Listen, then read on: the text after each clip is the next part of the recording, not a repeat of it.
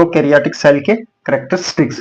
ठीक है, prokaryotic cell is small in size. ठीक है, यूकैरियोटिक सेल के मुकाबले में प्रोकैरियोटिक सेल स्मॉल होता है, कितना, 1 माइक्रोन से 10 माइक्रोन तक। ठीक है, इससे बड़ा नहीं हो सकता है। इसके अलावा क्या होता है, यहाँ पे प्रोकैरियोटिक सेल है। ठीक है, इसके अलावा क्या है कि nuclear region do not contain well defined nuclear membrane.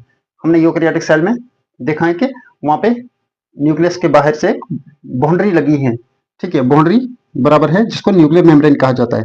लेकिन यहाँ प्रोकैरियोटिक सेल में ऐसी कोई बाउंड्री नहीं है। ये जो जेनेटिक मटेरियल है या जो न्यूक्लियर मटेरियल है, ये ऐसे ही साइटोप्लाज्म में पड़ा हुआ है। ठीक है, तो यहाँ पे इसको किसी वेल डिफाइंड बाउंड्री ने या किसी मेम्ब्रेन ने सराउंड करके नहीं रखा है, इसके बाहर से नहीं है। ठीक है, इसके अलावा क्या है कि क्रोमोसोम इज सिंगल प्रेजेंट या सिंगल क्रोमोसोम इज प्रेजेंट। यहाँ पे ये जो न्यूक्लियर मटेरियल, ये एक ही क्रोमोसोम हो सकता है।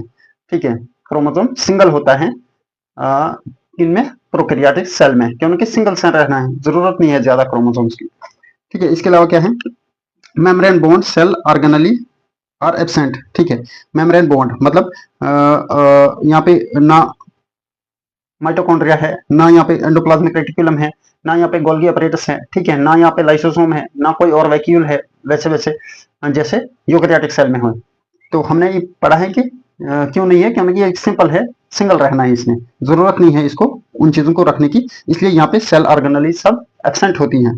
ठीक है, सिवाय राइबोसोम के। ठीक है, राइबोसोम होता है। ठीक है, इसके अलावा क्या होता है, ये यूकैरियोटिक सेल किसमें पाया, प्रोकैरियोटिक सेल किसमें पाया जाता है, प्रोकैरियोटिक सेल पाया जाता है बैक्टीरिया में।